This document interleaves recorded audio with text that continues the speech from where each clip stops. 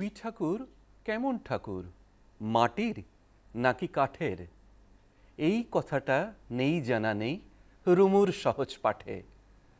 রুমুর জন্যে একটা কথা বলছি কানে কানে, মাটিরও নয় কাঠেরও নয়, ঠাকুর তিনি প্রাণের।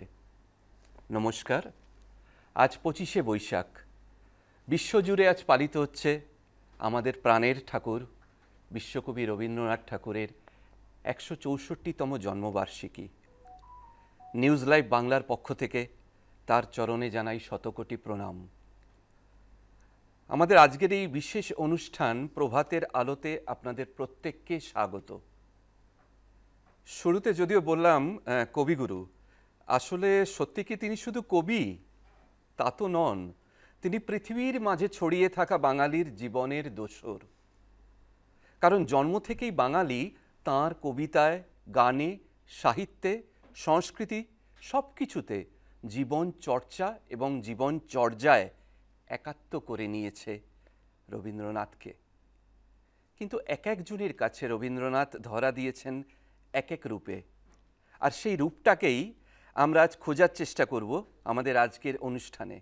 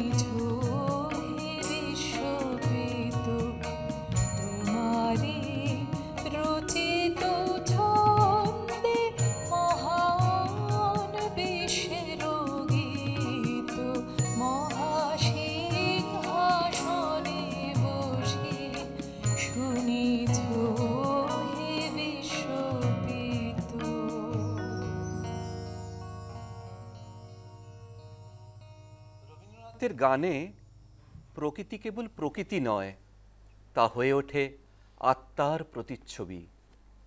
তাঁর রচিত বিভিন্ন গানে কবি প্রকৃতির বিশালতাকে ব্যবহার করেছেন আধ্যাত্মিক উপলব্ধির প্রতীক হিসাবে।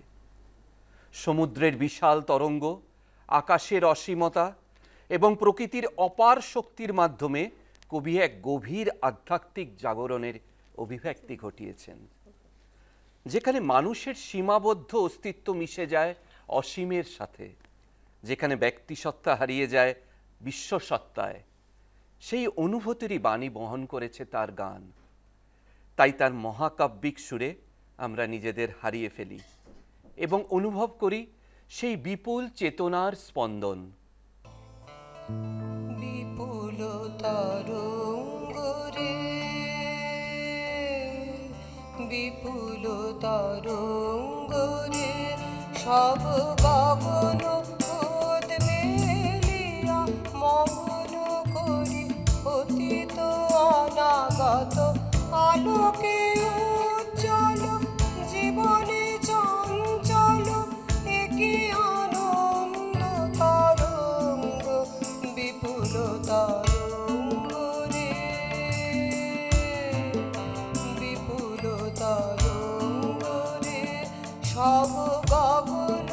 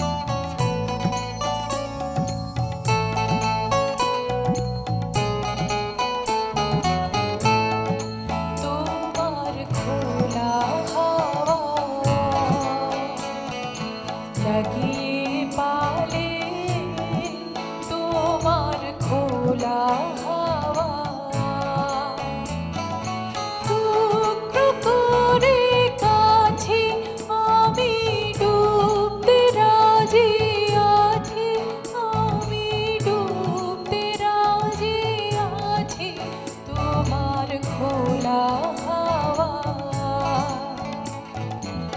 লাগিয়ে পালে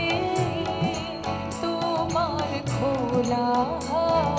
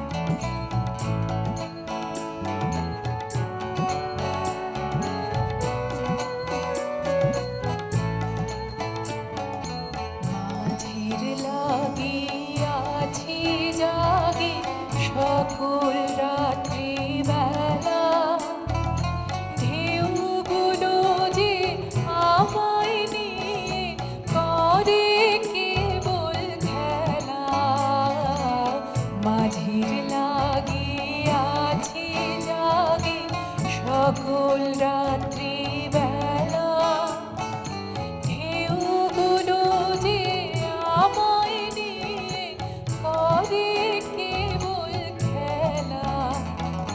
ঝড়কে আমি করব মিতে ডরব না তার ভ্রুকুটিতে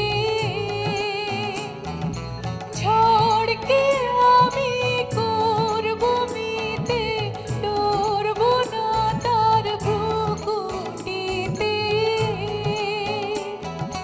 তাও ছেড়ে দাও ওগো আমি তুফান পেলে বাঁচি আমি ডুবতে রাজি আছি আমি ডুবতে রাজি আছি তোমার খোলা হাওয়া লাগিয়ে পালে তোমার খোলা হাওয়া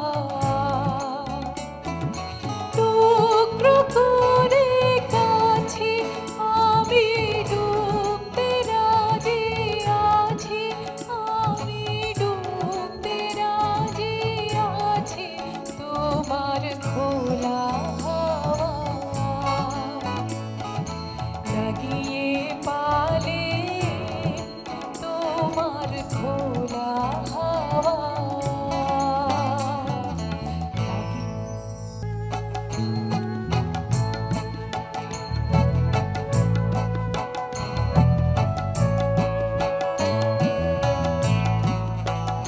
আমার না বলা বাণী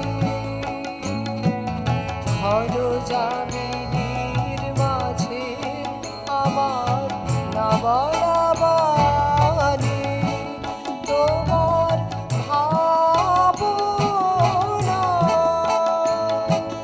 তারার মতন রাজে আমার না বলা বাণী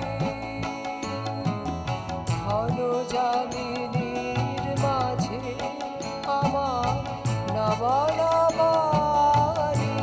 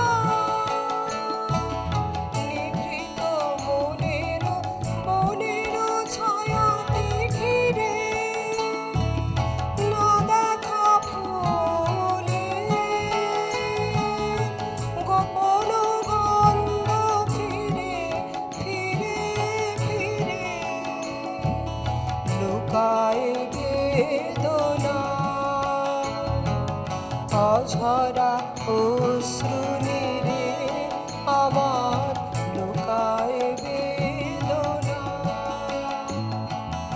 অশ্রুত বাঁশি হৃদয় গহনে বাজে বাজে বাজে আমার না বলা বাণী ঘন জামিনীর মাঝে আমার না বলা বাণী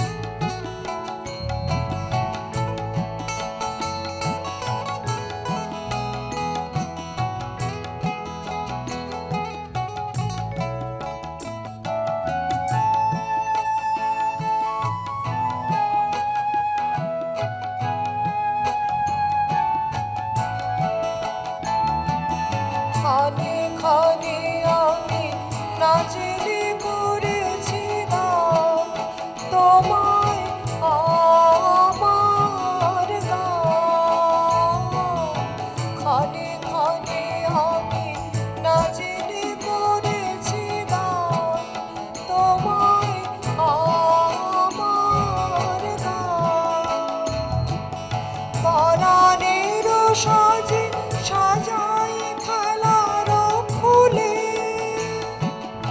জানি না কখন নিজে বেছে লাও তুলে আলোক আলোকে নীরবে দুয়ার খুলে তুমি আলোক আলোকে প্রাণের পরশ দিয়ে যাও মোর কাজে দিয়ে যাও দিয়ে যাও দিয়ে যাও মোর কাজে আমার না বলা বাণী ঘন জামিনীর মাঝে আমার না বলা বাণী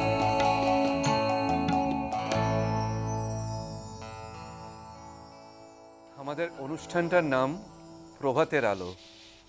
দেখুন, ঘুম থেকে উঠে আলো ঝলমলে একটা দিনের সূচনা দেখলে মনের অজান্তে কখনই যেন মুখ থেকে বেরিয়ে ওঠে রবীন্দ্রনাথের সেই বিখ্যাত কবিতার লাইনগুলো।